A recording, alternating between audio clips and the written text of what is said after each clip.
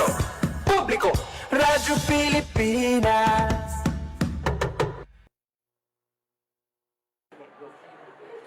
Matagal nang mailap ang internet sa maraming lugar.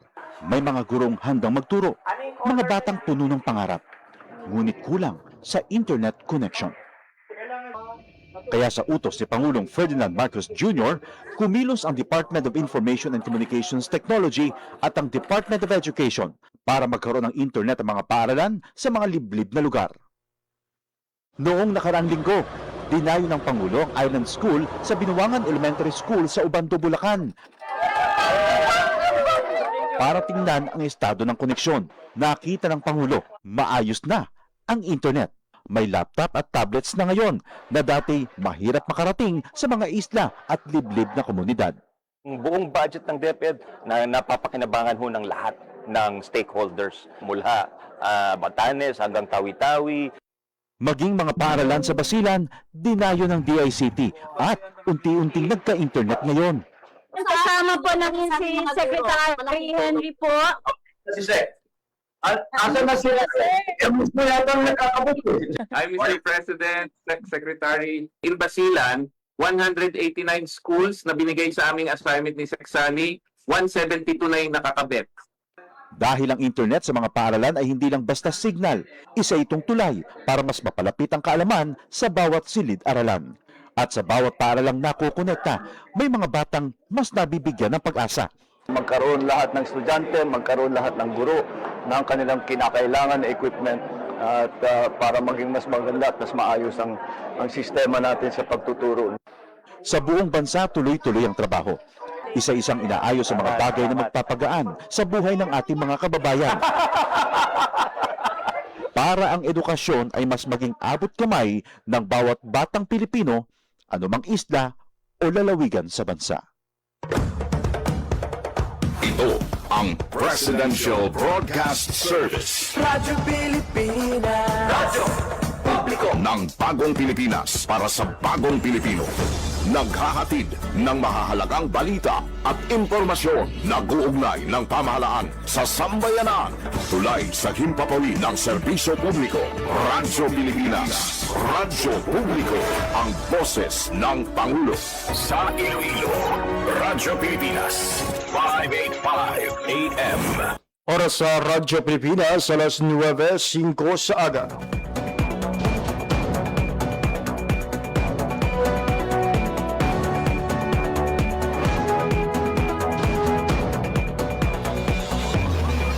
Western Visayas, Panay Island na tinamaan itong island-wide blackout. Ang pagsunod muli sa Maasim Watershed. Pinaka-purpose nila ini para sa operation natin. We have that in collaboration with the department. I am again standing up.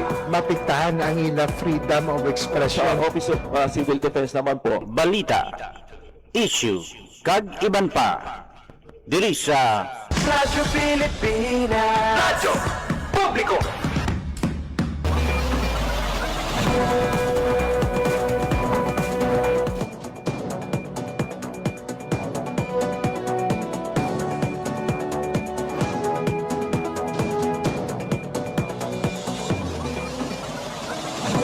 Mayong aga Pilipinas, mayong aga Western Visayas. Sudad kag probinsya sang Iloilo kag kutob sa malabutan sang amon pagserbisyo.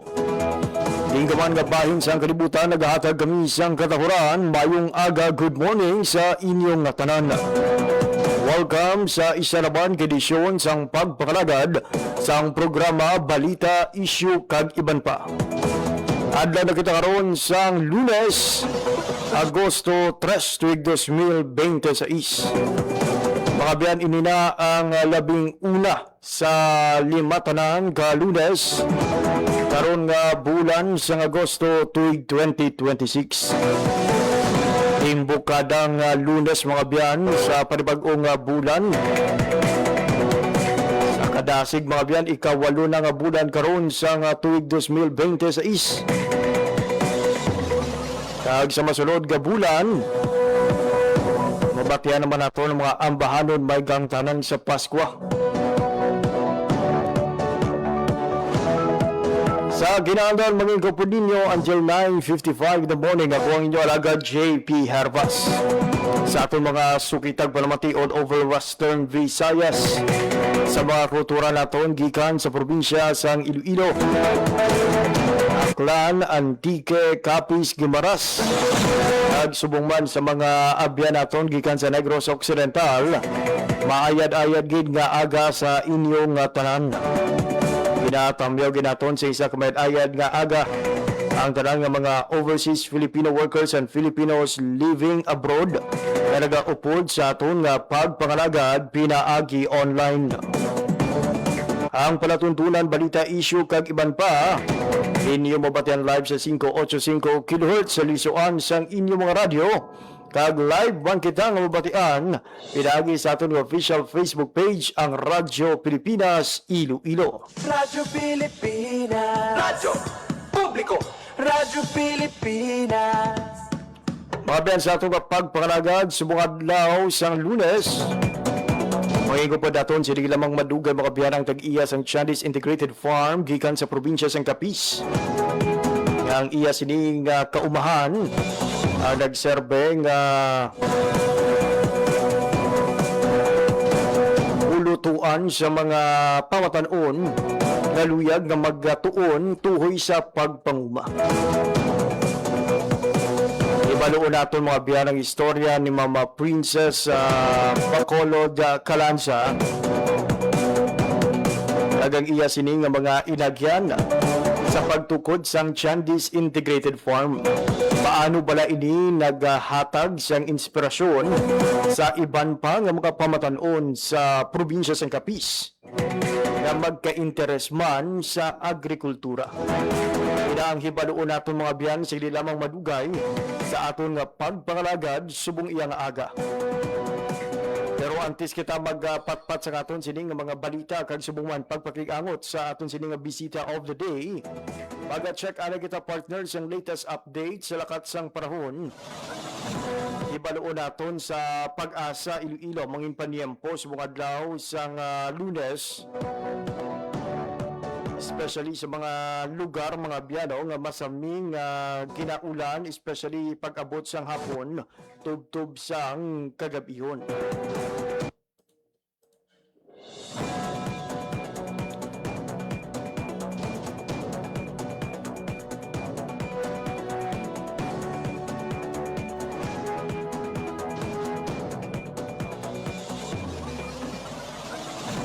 Baluon man natin mga biyan ang developments sa ginabantayan nga Bagyong Luis. Ano na ang latest ini? At kung may mga sulod pagibala ang mga weather disturbances sa aton sining pungsod, subong iyang bulan sang Agosto. Opo naton sa piyak na linya to give us the latest update from Pag-asa. We have Ma'am Lenore Silvestre. Ma'am Lenore, good morning. Hi, hello, good morning. Muna ang ating latest weather update para sa karon nga adlaw sa Lunes, August 3, 2026. So as of 7 a.m. kaganang agang, ginamonitor natin nga si Tropical Depression Luis ay gina-estimate natin base sa mga available nga data nga ang iya sentro ay yara sa may 135 km east of Kasiguran, Aurora. May maximum sustained wind nga 55 km per hour near the center, kag gusts nga up to 70 km per hour. Ang iya hulag ay pa northward slowly. So base sa ating track intensity outlook, si Bagyong Luis ay posible mag-landfall or magapalapit sa may northern Luzon karon sa gabi or buwas sang aga. And then maga-downgrade man ni into a remnant low by Wednesday. So, posible siya mangin isa na lamang ka low pressure area by Wednesday. And then, may yara kita nga ginamonitor nga sasagwa sa atin nga Philippine Area of Responsibility nga si Typhoon Dolphin nga kung sa diin as of 3 am kaganang aga ang iyang lokasyon ay yara sa may 2,850 km east northeast of extreme northern Luzon. May maximum sustained winds nga 155 km per hour near the center, kag gusts nga up to 190 km per hour. Ang iya hulag ay pa west-northwestward at 25 km per hour. And then, diri naman sa Western Visayas, labi na gid sa ang province of Antique, Iloilo, kag Guimaras ay posible maka-eksperyensya sa magalumon ng kalangatan nga may mga lapta-lapta mga pag-ulan panglat kag panago og tugas ang southwest monsoon, and for the rest of Western Visayas ay posible maka-eksperyensya sa ang partly cloudy to cloudy skies with isolated rain showers or thunderstorms, tuga naman sa ang localized thunderstorms. Makasarangan ang hangin natin nga magahalin sa direksyon southwest nga magadalas ang makasarangan ng pagbalod sa aton kadagatan. Forecast temperature natin generally nasa 24 to 31 degrees Celsius ang adlaw na butla kaginang alas 5:39 ang aga kag magatunod ini alas 6:13 karon sa hapon. Kag muna yung aton latest weather update halin diri sa may Iloilo Daplo Radio Station. Ako si Lenore Silvestre, madamo gid nga salamat. Ma'am Linoy, ma'am, clarify lang nato na considering nga tiyan ining nga bagyong Luis ang mahimo man nga mag panumbalik bilang isa ka low pressure area kag maghina. May epekto pa ini ma'am sa Western Visayas sa karon? Well, sa karon sir, wala si epekto si Bagyong Luis sa aton sir. I see. So ang nag-affect lang diri sa aton labi sa may province of Antique, Iloilo kag Guimaras ay amo niya southwest monsoon sir. For the month of August ma'am, mga pila ka bagyo ang posible magsulod sa Philippine Area of Responsibility? Well, for the month of August, sir, expect kita posible magasulod sa ating nga par ay 2 to 4 nga tropical cyclone, sir. I see. And bagyong Luis ma'am, to be clear, sang Agosto na ni saya ma'am, nangin isa ka bagyo nung wala ini nasakop sa bulan sang Hulyo. Yes, sir. August na ni siya nag tropical cyclone. Or nangin isa ka bagyo si Bagyong Luis. And lastly ma'am, ang imo sining nga panugyan sa tanan nga mga tagpalamati sang Radyo Pilipinas Iloilo. Ang lang kita, mag-monitor lang kita sa ating weather update, especially kay may duwa kita kang bagyo nga gina-monitor, isa sa sulod, isa sa sagwa sa ating nga par. And then, hindi lang kita very kalipat magdala sa ating nga payong or kalo protection natin sa init or digan sa ulan. There you have it ma'am, madamo nga salamat sa imo sining nga oras kag impormasyon for your works and words para sa bayan, padayon. Welcome sir, kag maayong aga sa inyo. There you have it mga ben, si Ma'am Lenore Silvestre sang Pag-asa Iloilo. Pilipinas. So mayroong mga biyan siyang ginabantayan nga bagyong Luis pero wala ini karon sa direktang epekto sa Western Visayas. Pero sa gihapon ha, magdala sang payong kay di ko inyo na notice. Agabot gani alas 3, agagurugal na, pagabot alas 4, alas 5, nagatupa ang manipis tugtog kasarangan nga pag-ulan. Kung ka isa mga biyan tamaan pa ka damol nga nagresulta man sa pila ka pagbaha sa pila ka lugar sa ibang rehiyon sang pungsod Pilipinas. Mga amuni nga mga panyempo do kanami magkaon sang kamute kag tinanok na mais o kun na saging. Nami sang magtiner na lang si mo sining nga hiligdaan kag magpaayaw-ayaw tulog. Anyway mga biyan, sa aton sining nga pagpakalagad kaupo na naton via Zoom ang aton nga bisita of the day. Ang kay-iya sang Chandis Integrated Farm sa Banwa sang Kapi o kung sa Banwa sang Panitan Kapis. Si Ma'am Princess Dayan Bacolod Calanza sang Chandis Integrated Farm. Ma'am Princess Dayan, good morning and welcome sa pagpangalagad sa programa Balita, Issue kag Iban pa.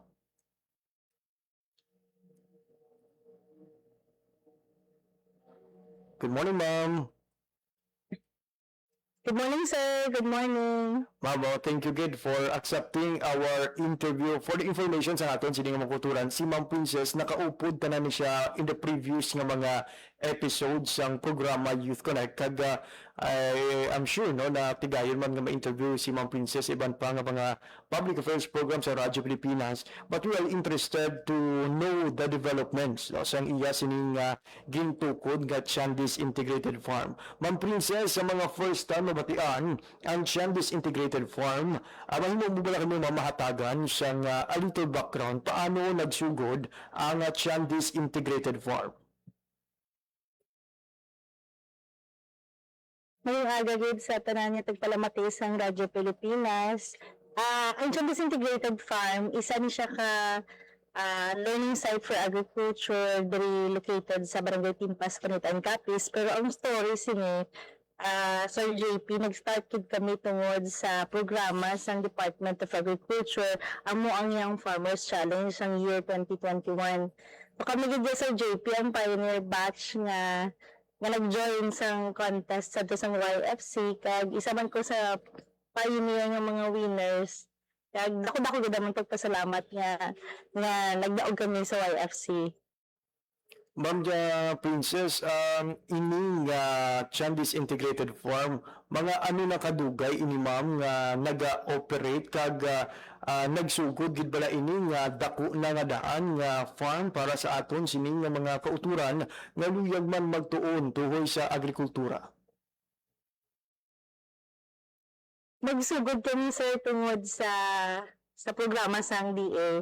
So kung matandaan naton, una gid ini siya nga gin-promote ang YFC sa year 2021, siguro mga banda to siya nga time June. And then dito sir nag-start ko dahil obra sa akong proposal. So ang Chandis na buo bangod sa proposal ko sa YFC. So pag-start na kung sa wala gid as in wala gid hindi existing ang Chandis. Dati sa isa lang sa Palayan, ang amon gid lang dati diri nga ulumhan halin sang gagmay pa kami. Tapos amon nga ginikanan, isa lang ko ulumhan kapalay. Ulihin na siya namon gin-develop sang nagdaog na ako 50,000 nga startup capital sa YFC.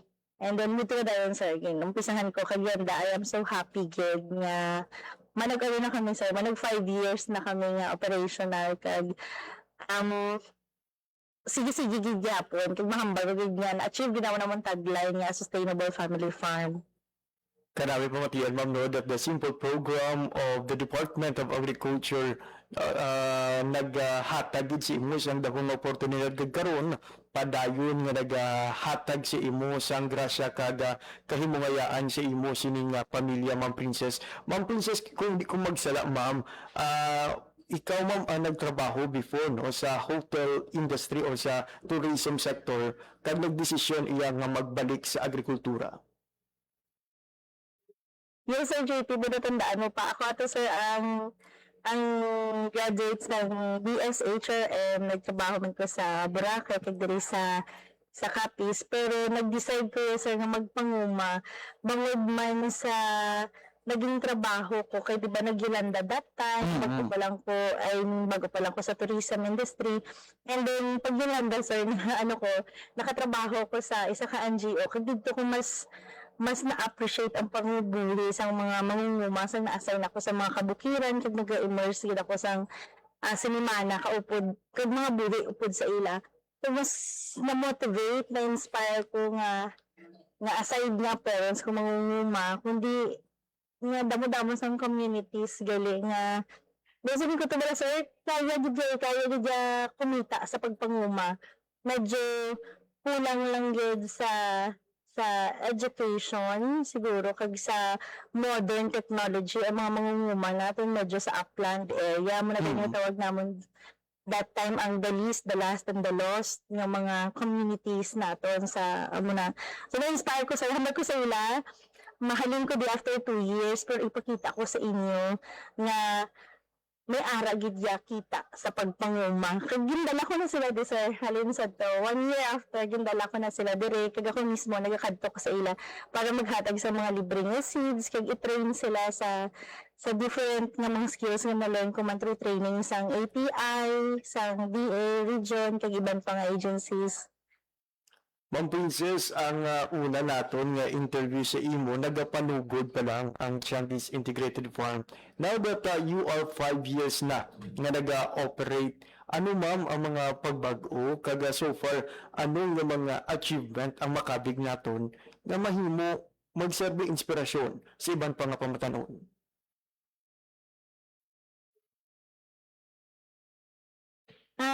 Siguro sir ang pag-business o ang pagiging agribusiness or entrepreneur is not about income. Ang kinahanglan mo is ma-sustain kag kinahanglan mo sang motivation kag inspiration para ma-sustain ini siyang enterprise. Wala lang ko naka-focus gid sa income generating ng mga projects, kundi at the same time nagabalik yun. Hindi gid magkalipat na magbalik yun sa mga tao nga nagbulig sa imo, at the same time sa community kundi ka nga nabilong. From your simple beginnings, ma'am, or your humble beginnings, ano ang mga pagbag-o, ma'am, so far nga na-introduce sa Chandis Integrated Farm sa pinanikdan nga 3 o kung 4 ka tuig nga pagpangalagad sini? Personally, sir, kay naging TESDA school kami, learning site pagid, kay binigyan na kami, sir, ano tayo sa pangalan naman yung integrated, pero naging diversified na kami, iba-iba na ang amon nga nasudlan nga klase isang agribusiness. Ang siguro personally na-achieve namon, nakabakal kami duta, nakabakal kami machinery, and nakatukod kami sa ginagmay lang gid, sir, nga mga amat-amat nga mga nagpa-shocking facility diri sa farm. Ang iba naman, sir, nga mga siguro mahambal ko nga ma-share naman namon is ang mga pag-receive namon sa mga educational tour para sa mga kabataan, ng pag-partner with schools para sa dako-dako na siya nga social responsibility nga accomplishment na kung nagatudlo kami sa libre para sa mga kabataan. Ayun. Ma'am, I'm interested no sa gin-share nimo nga magtudlo sa mga kabataan. Did you imagine or nakabahin ini, ma'am, sa imo nga plano nga mag-survey nga learning site ang Chandis Integrated Farm sa mga pamatan-on dira sa inyo nga banwa? Sa una-una, sir, daw hindi man, pero kay sa ulihi, ara kami sa YFC, sa kadamuan man sa mga sa mga orientations, kay programa gina-offer nila sa amin kung ano ang mga possibilities beyond sa pwede naman maubra aside from our enterprise nga makabulig. Sa amo na siyang pagiging LSA, pag may mga tao man sa nag-introduce ako sa pagiging LSA and TESDA school, una-una, hindi good, pero sa ulihi, halin sa nag-start kami 2022, so do isa na gid siya sa gusto ko obrahon nga purpose sang Chandis nga muna mag-share sang mga ihibalo sa mga kabataan para siyanda, sir, nga may ara kami sang mga OJT, gabatan kami every year OJT without pay na siya, sir. Wala sila nagabayad sa Chandis para i-train sila, pero dako man ang ilang nga magbulig para sa amon farm, and then we partner with Tape State University kagiban pagid nga mga integrated school sa high school, bala sir nag-OJT man sila dire. And I am so happy gid nga ma-share ang amon mga good practices sa mga kabataan.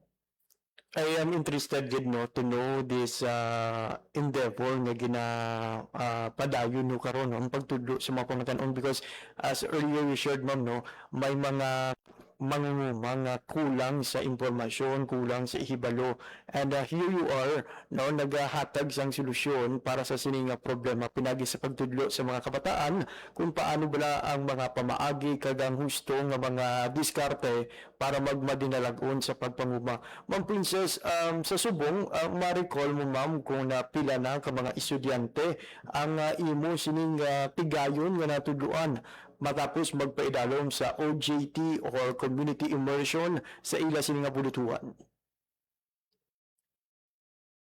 Bali ang sa TESDA namang nga part, sir, pero a mix of youth ina siya kag mga anagid naton, mga tudtudid naton nga mga mangunguma hasta senior citizen, 524 sila. And then para naman, sir, sa mga OJT naton yung mga on-the-job trainees nasa 360 something sila sa dadara. Wow, kadamo. May mga 3 years pa lang kami, sir, nag-baton amat-amat OJT diri sa Chandis. Kaya na-overwhelmed ko gani kung kisa, sir, nga may nag-message na amon nga from Leyte, from Bohol, nga gusto diri mag-OJT, pero para sa kandaho, from Negros, nga galang sila nga diri mo-OJT. Pero amo lang gid sila siguro, sir, ang ibang gabi nga like agribusiness, nag-aalangan pagid ko magbaton sa mga medyo malayo because ang accommodation nila and security. Pero I am so happy nga hindi lang sa hindi lang diri sa Capiz ang amo na abot nga na-inspire sila nga diri mag-training, kundi sa ibang pagaling nga lugar na abot man. It's inspiring and amazing to hear, ma'am, no, nga madamo sa mga pamatanon ang interesado nga magtuon halin sa inyo sining nga kaumahan.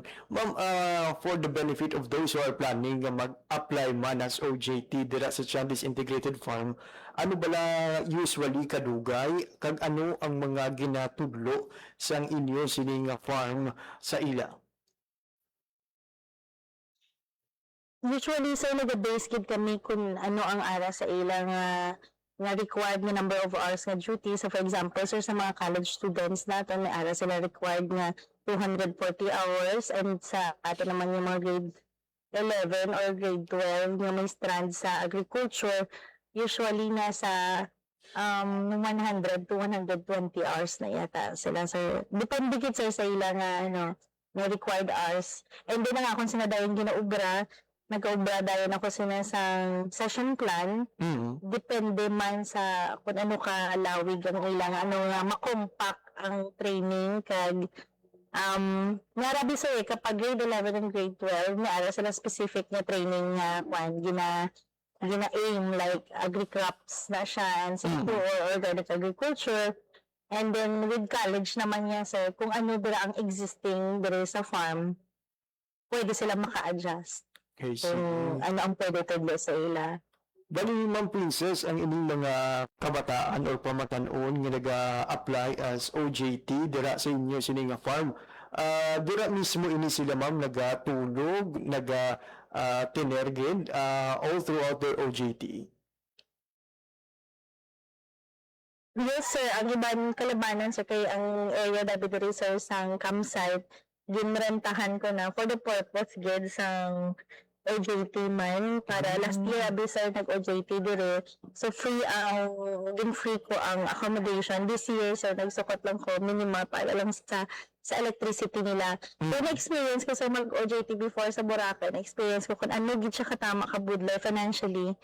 So ang akong goal is na ma-OJT sila pero at the same time ang ila parents hindi man ma-broken financially sa OJT kibala natin dako gid ang gasto sa OJT. So sila diri sa libre tanan ng mga gulay for the whole month wala kami nagabaligya.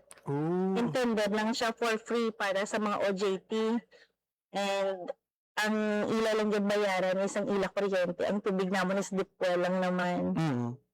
I see. Bali, ma'am, they are the one man nga nag-benefit sa mga produkto nga ginatanom nila during their OJT. Kati libre pagidili pati ang pagkaon nila, ma'am.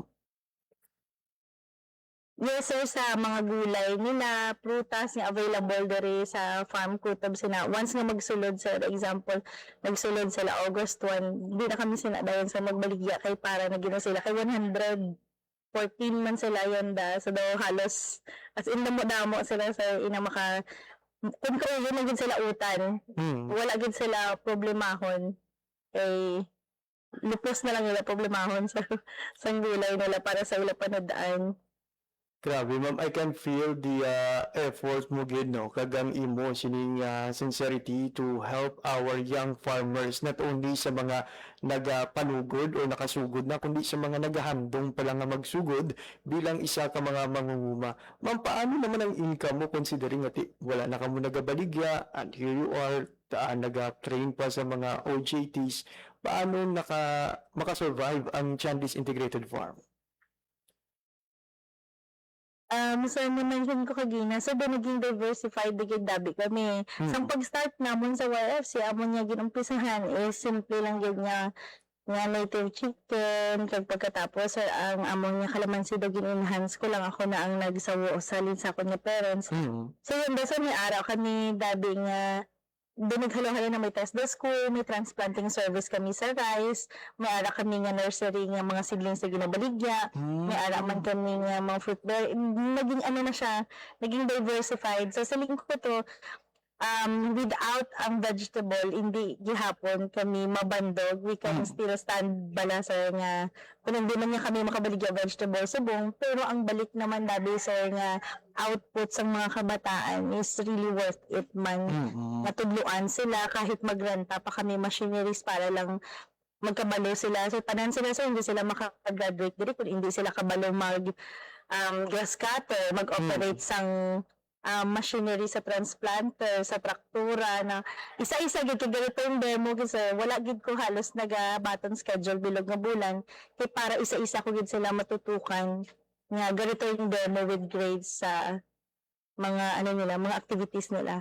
Ayun. So, thank you ma'am for clarifying no, nga ang utan lang ang wala naton ginabaligya kay ti abo na ang kumbaga ginasaluhan sang tanan nga mga OJTs, but you still have other products kag other services nga mahimo ma-avail sa naton sining mga kulturan nga interesado nga mag-bisita dira sa Chandis Integrated Farm, Ma'am Princess. Yes, sir, JP. May yung hapon niya, other services. Kaya yun sir, na kami, nag-resume na naman kami kay ato sir, ang ila diri gina-consume is ang amon lang nga gina-produce pero we do consolidate man for our kadiwa nga schedules every week no or twice a week sir sa Rojas City. Kay ara ko sir group of associations nga women's association nga ako man ang president. So naga-consolidate gid man ko sir sang vegetable pagid. Ayun. Ma'am Princess, sa aton sini naman nga mga mangunguma na, not students, pero interesado ma'am nga mag tuon o kung magtener for few days sa imo sini nga farm. Bukas man ang inyo sini ma'am nga farm para sa aton sini nga mga seniors o mga gulang na nga mga mangunguma. Amo lang na sa JP, wala ko pa ma-explore, no, nga inang, like, stay in nga training, para sa iba natin, yung mga farmers, kaya do wala ko pa napanumdum kung paano ko siya i-arrange. Pero hopefully, sir, kung soon, good, no, dati sir, sa TESDA, once a week or twice a week lang ang ilang, ang ilang training dire. Pero kung stay in, sir, wala pa gid kami sang module do para sa sina nga inang like 1 week abi siya sir amo na imo nga gina-pass. Ayun. Ma'am Princess, kayo na naman siya ma'am ang term ng module and kaangay sa mga typical nga mga manunudlo ma'am no. Nagapreparar kagid iya gali siyang daw kaangay sang lesson plan nga mapaigo sa limited period of time ang tanan nga dapat nga matun-an sa mga estudyante. Maybe no ma'am, can you give us kung baga an overview ma'am sa mga ginatudlo sa mga pamatan-on during their stay bilang isa ka OJT? Kami sir nag-start kid kami sa orientation. After that, may ara kami different areas. Pero sinisayanda ang sa OJT namon, gin-arrange namon nga may ara kami nga, example, machinery operation namon. And then may ara kami sa nursery management. May ara kami sir sa rice area namon. May ara kami sa plant propagation or sa calamansi area namon. And then may ara kami sa transplanting service. Balita man gina-offer namon sir, dira namon gina-arrange. And then ga-add lang kami dayon sir sang mga lecture, pero sila nag-invite ako sang ibang nga artist para sa pag-lecture sa machinery. Kaya hindi man ko muna agad ka. Actually hindi ko sir kabalo mag-drive yun. So ang gahayagad ako sang mga knowledgeable when it comes to other areas na hindi ako kabalo. Kag ang usually sir ang nagatudlo diri is mga volunteers man nga mga example may mga OJT kami nga mga engineering, agricultural engineering nga nag-graduate na diri sa amon, sila ang nag-volunteer without payment to train sa mga kabataan nga masunod yunda. Grabe no, kanami pamatian nga ningin domino na ma'am ang kindness sa inyo sini iyang komunidad no, from one beneficiary sa imo sini nga free learning subong isa na ka volunteer nga nagapaambit man sa iya sini nga ihibalo kag serbisyo para matun-an man sang iban ang mga dapat nga matun-an para magmandinalagon sa pagpanguma. Ma'am, earlier na istoryahan naton kag nasalot ko atong tuhoy sa imo sini nga pagtrabaho sa tourism sector. May paghinulsol ba ma'am or may ara sa nga sulod sa imo pinser nga why not magbalik ako sa sektor sa turismo? Wala gid sir, Pero hindi ko man din masyado na miss kid ang tourism, bangod yung halos ginaubra ko siya everyday. Kaya maski yan dayang sa pigil sa na ang school nga ginhalinan na ako ng Hercor College, sobra nila kami gina-acknowledge, kag proud sila nga ari ako yun sa agriculture sector. Kaya kung yung taon natin, sir, do ano man siya, agritourism gihapon. Na gina-invite nila ako for speakership dito sa school, naga-panel sa mga thesis nga proud sila nga from tourism to agritourism or agriculture nga ari diri. So halos sir nga hindi ko man siya gid na miss kay feeling ko ginaubra ko gid sa gihapon kaya I'm so proud gid sir nga halin ko ya sa tourism sector. Napakadali para sa akon mag-entertain sa mga guests, mag-ubra sa mga events, mag-ubra sa mga module. Bangod mo na ang akon nga background. Siguro ba naging multi-skilled na ko kay naghaling ko sa tourism to agriculture. Ngayon, hindi ko maiwasan nga handle ka sa mga events, kag isang mga travels. Nag-receive dabi kami sa mga private tours na with payment. Kung may kaya, so nagasukot kami sa private from tourism. And then, mas madali sa ako, nag-cater man kami sa mga events. So, kayang-kaya ko siya tungod kay BSHRM graduate ako sa Hercor. Ayun, ano kung baga na-integrate pagid man no ang tourism na nangin bentaha pagid ini sa imo na ma-apply sa imo nga pagdumala sa imo sining Chandis Integrated Farm. Ma'am Princess, aside sa monetary nga aspect no sa income nga dala sa Chandis Integrated Farm sa imo nga pamilya, ano ang nakita mo ma'am nga benepisyo nga or the blessing nga ginapasalamatan mo gid that you establish sang Chandis Integrated Farm?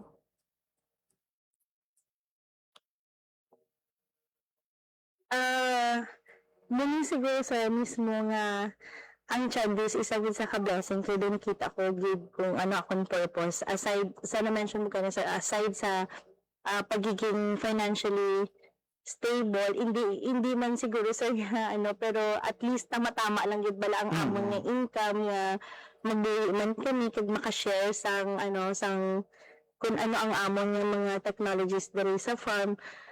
Muna siguro sa nga feeling ko nga may freedom ako obrahon kung ano ang gusto ko obrahon everyday. Kung gusto ko sang slow morning, mabugtaw ko sang medyo mas ulood ko kag mga pikapig ato bang sa mga ginpananom namon. Muna gid ang life nga ginhandom ko kag nga ma-experience ni sa trentahen ko nga edad. I am so happy nga. Hindi ko balaan kung hasta sa ang kabuhi pero nga ma-experience ko ni sa subong sir kag hindi sa akong retirement nga ipang-idaro na happy na gid ko nga muna sir ka simple ako nga pangabuhi. Our goal is to inspire young people nga magsulod ma'am sa agrikultura. Subong panibag-o naman nga season sang Young Farmers Challenge ang magabukas. And now nga nakita natin ma'am no kung ano kadako ang bintahan sang pagsulod sa Young Farmers Challenge bilang isa sa mga pioneers ng sining nga programa. Ano man ang imo sining message of advice sa tanan nga mga bag-o nga mga aplikante nga nagkagat sa panghangkat sang pagpanguma?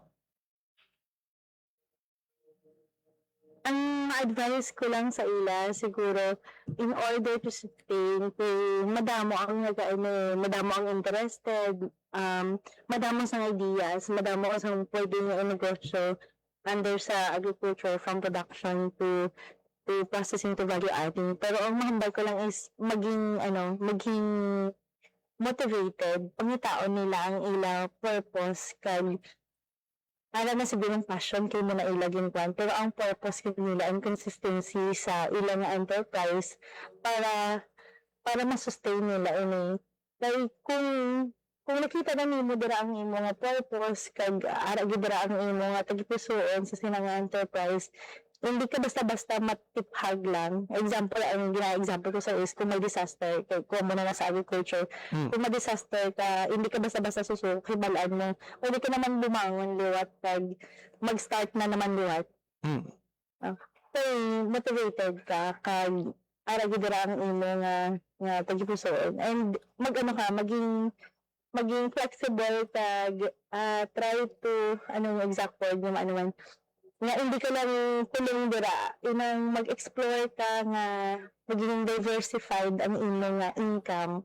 Kung kasi hindi natin mahambal, ma-disaster kita subong, hindi pwede nga mayroon ka lang individual source of income. Mayroon ka dapat other source of income within agriculture man, different source of income para ma-sustain mo gid kag ma-enjoy ang imong pagpangabuhi bilang isa ka farmer. Ayun, Ma'am Kabaytano, nga madamugid sa mga pamatanon ang magbalik kag magka-interest sa pagpanguma regardless of the field kag profession that they have chosen.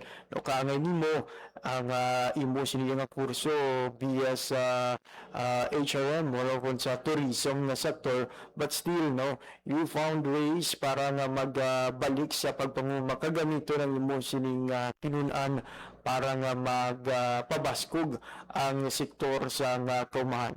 Siguro lastly ang imo sini mga luyag pasalamatan before I throw the last question sa aton sini nga mga tagpalamati subong iyang aga.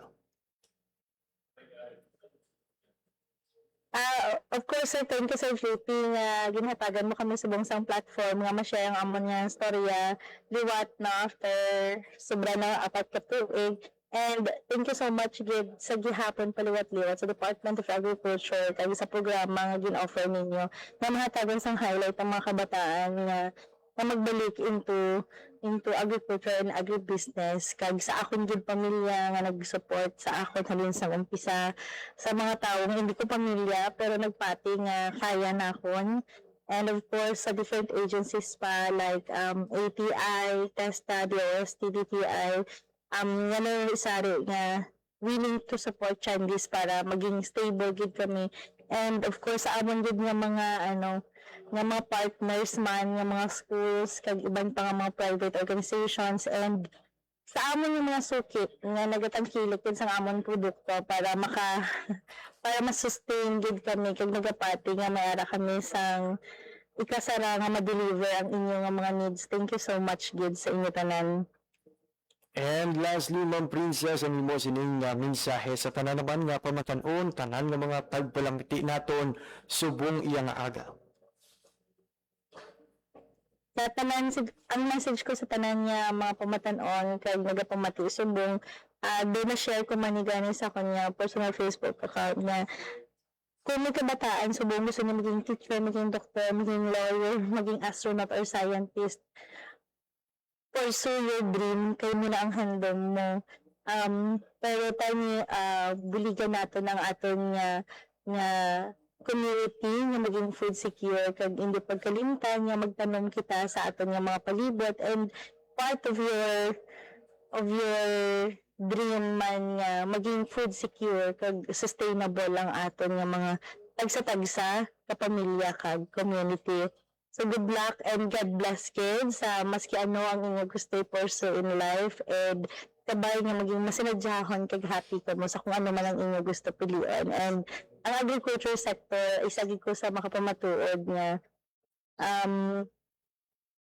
may ara ka gid kitaon kag may ara ka gid nga income mo kag kung gusto nimo sa mga amo sinino mas matulutawhay nga magstay ka lang diri danay sa inyong nga lugar. Choose farming, choose agriculture. Madamo gyud salamat, Ma'am Princess, for sharing with us your kindness kag subong mano sa imo sining nga mga pagtigwa to uplift the agriculture sector sang aton sining nga pungsod, and for reminding us nga may saya at pag-asa o kagabadamo sa mga oportunidad nga nagahudat sa agrikultura. Ma'am Princess, for your words and works para sa bayan, madamo gyud nga salamat kag padayon.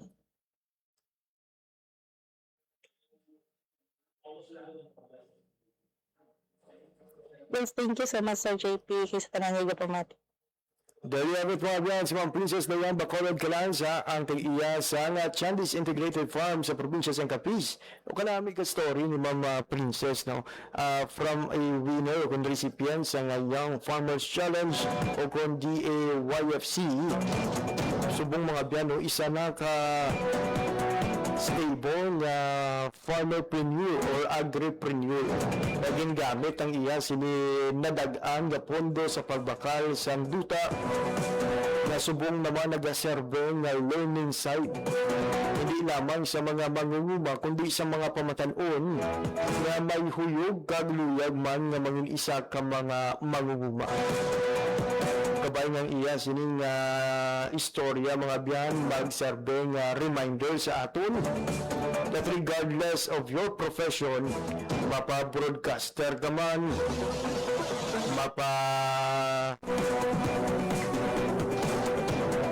hotel staff ka man or hotel manager, maestro, maestra ka man, manugbulong, abogado, saranggid nga magamit ang aton ng mga tinunan para nga mapabaskog pa ang aton sektor sang agrikultura.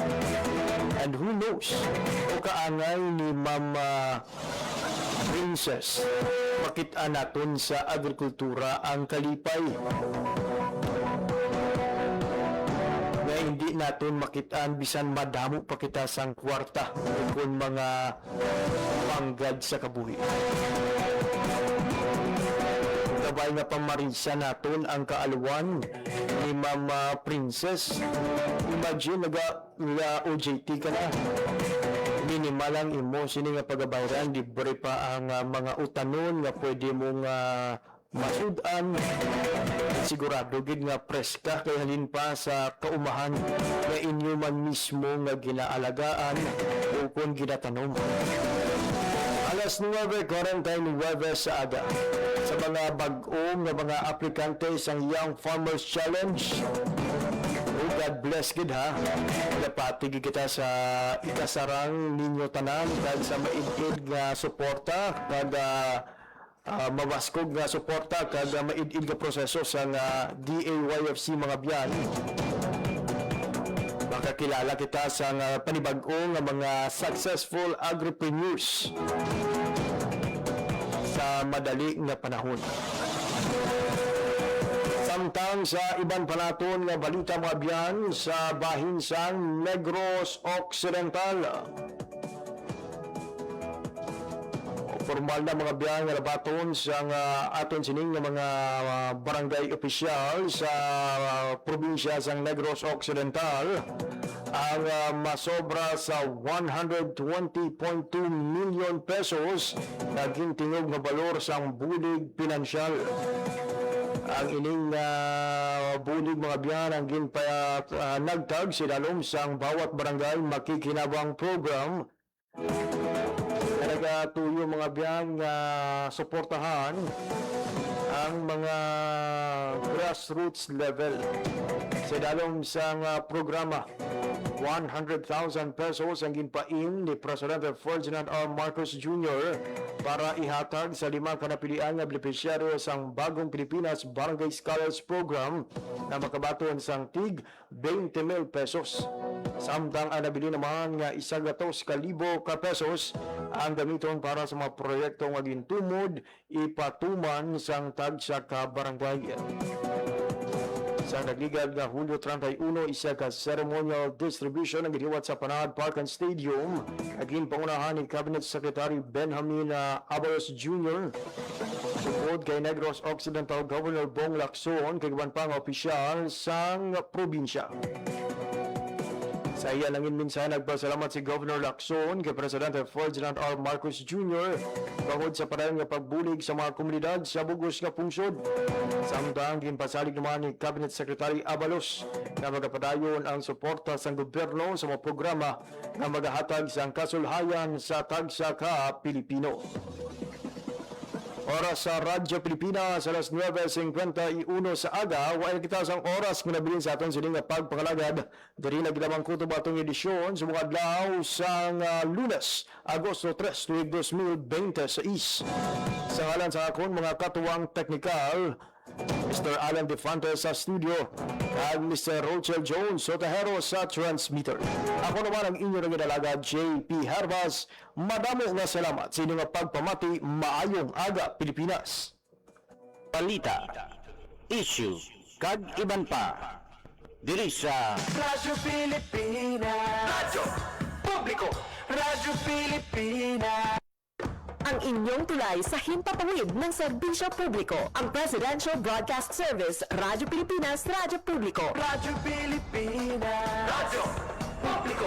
Kinilala ng pang-international at prestigyosong Asia Pacific Broadcasting Plus Awards 2025 para sa kategorya ng Government Streaming. Ito ay dahil sa epektibo nitong pagsasanib ng mga tradisyonal na media tulad ng telebisyon, radyo at print para masabayan ang mabilis na pag-inog ng mundo ng digital at social media tungo sa mas epektibong paghahatid ng mahahalaga at napapanahong mga impormasyon sa mamamayang Pilipino. Kinilala rin ang Radyo Pilipinas dahil sa patuloy na pag-akyat ng rating. Ngayon ay matatag sa pang-4 na pwesto sa Mega Manila ayon sa pinakahuling Nielsen Radio Audience Measurement Survey. At sa social media, nakamit ang mahigit 2,000% pagtaas ng bilang ng mga sumusubaybay sa Radyo Pilipinas page sa unang bahagi ng 2025. Patunay ito na ang inyong Radyo Pilipinas, Radyo Publiko ay tunay na kaagapay ng inyong pamahalaan sa paghahatid ng serbisyo sa mga mamamayang Pilipino. Mula sa aming lahat, sa ngalan ng inyong pamunuan at mga kawani ng Presidential Broadcast Service, kasama ang inyong mga himpilan ng Radyo Pilipinas sa buong kapuluan. Maraming salamat po sa inyong lahat, sa inyong pagtangkilik at pagkilala. Radyo Pilipinas. Radyo Publiko. Radyo Pilipinas.